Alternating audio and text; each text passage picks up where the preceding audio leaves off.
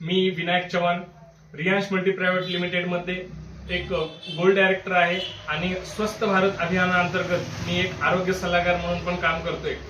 खूप आनंद होतोय. आपण डॉक्टर साहेबांना प्रोडक्ट रेफर केले होते, तर डॉक्टर साहेबांच्या मुखातून ऐकूया की त्यांना काय रिझल्ट आलेले आहेत.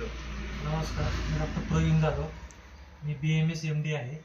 मी जालना येथे खूप दिवसापासून जनरल प्रॅक्टिस करतोय. सप्टेंबर महिन्यामध्ये विनायक सर माझ्याकडे आले होते, त्यांची भेट झाली. त्यांच्या माध्यमातून मी या परिवारामध्ये जॉईन झालो आणि माझ्या घरामध्ये हे दिवस होते काही.